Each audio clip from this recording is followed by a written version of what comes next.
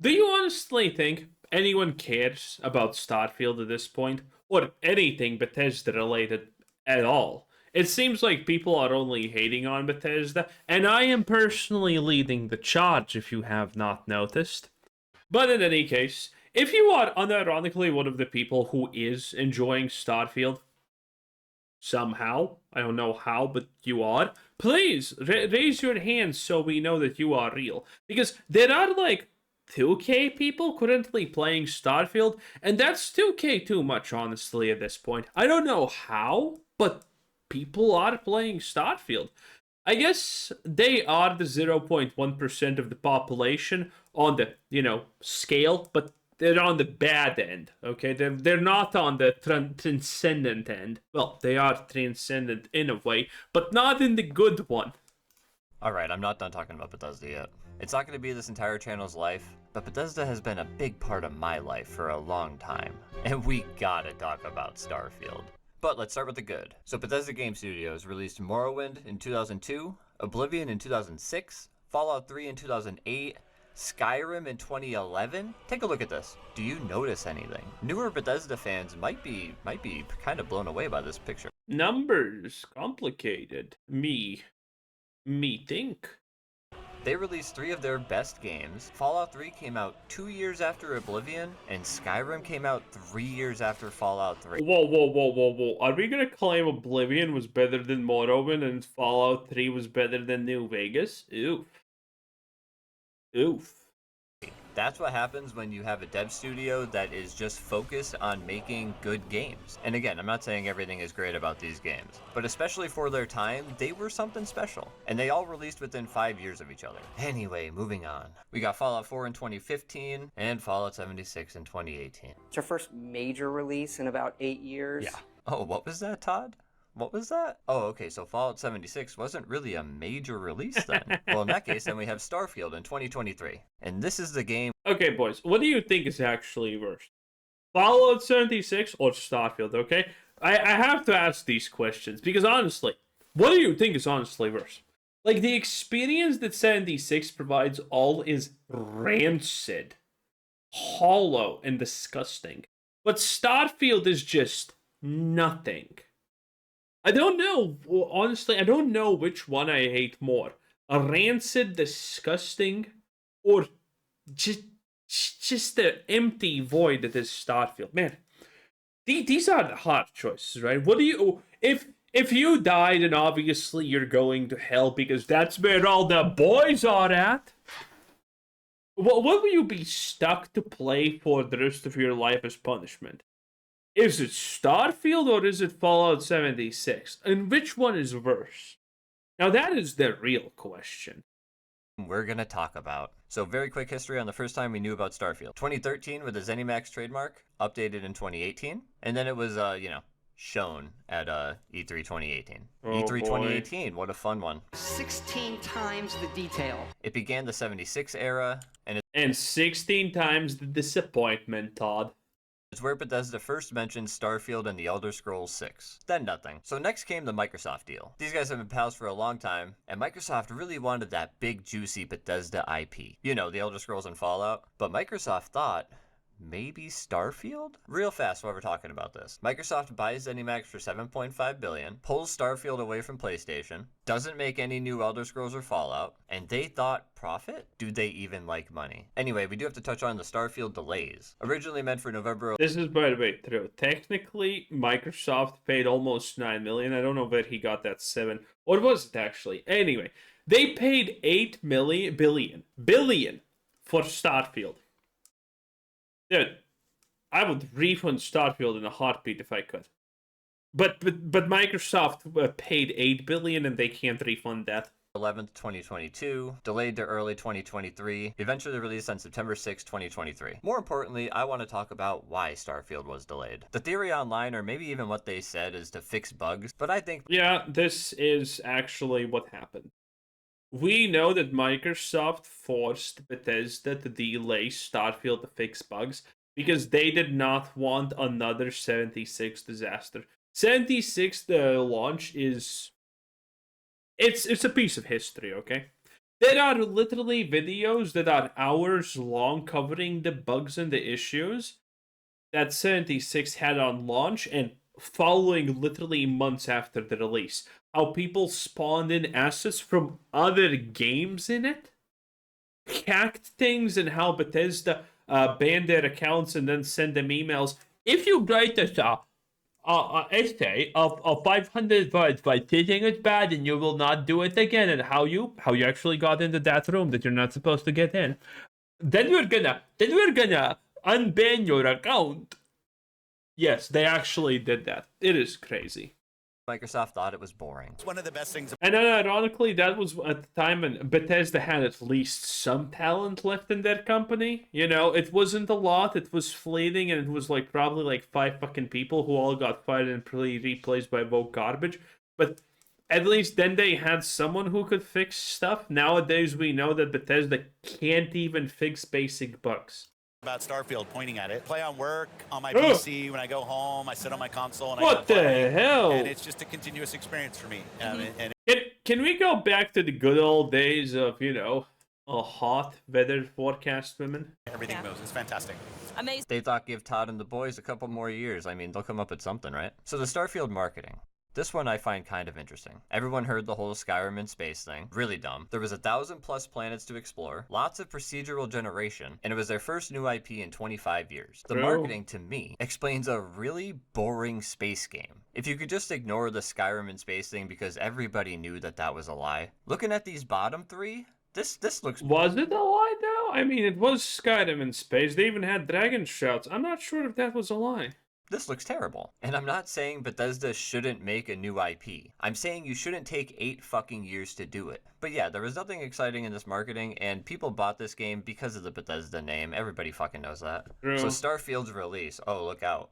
Microsoft reported a 1 million concurrent player base. We can confirm 330,000 on Steam. It apparently made about $650 million and only cost about $200 million to make. So it did make money, apparently. I mean, you know. Yeah, this is a blatant lie, most likely. Hats off to them. But Starfield did not capture the players. And this isn't anecdotal.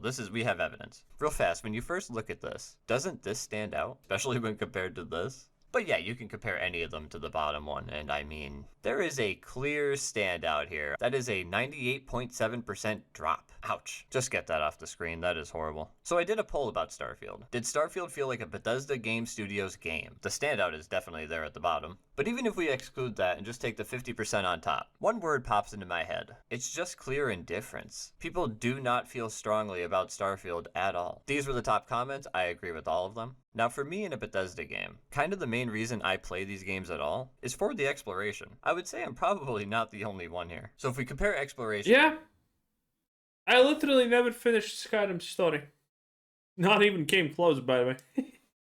I'm not joking. I never finished Fallout's 3 story, and I never finished Skyrim's story. I don't remember how much time I have played Fallout 3, but I had 70-ish hours in Skyrim, and I started, like, I don't know, 4 new characters at that time. Didn't come close to finishing the main story at all. I think half of the characters didn't even make it to the Greybeards.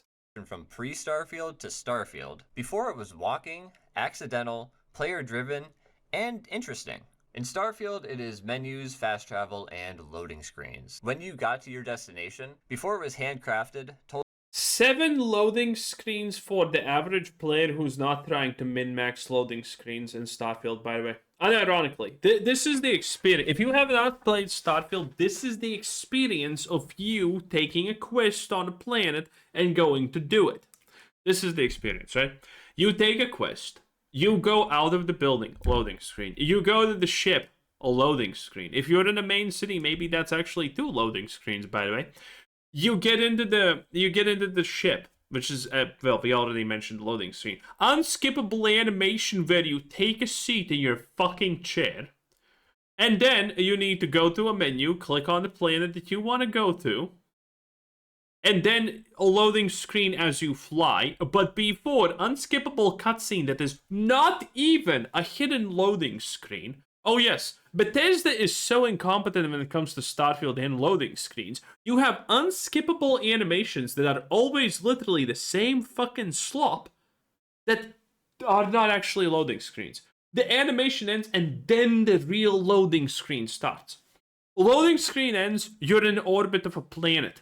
Now you need to just press that you want to go down to the planet, which is another loading screen, another unskippable animation. You need to now get out of your chair, which is another unskippable animation, exit the ship, which is another loading screen, and then probably run to the entrance of a building, which is another loading screen.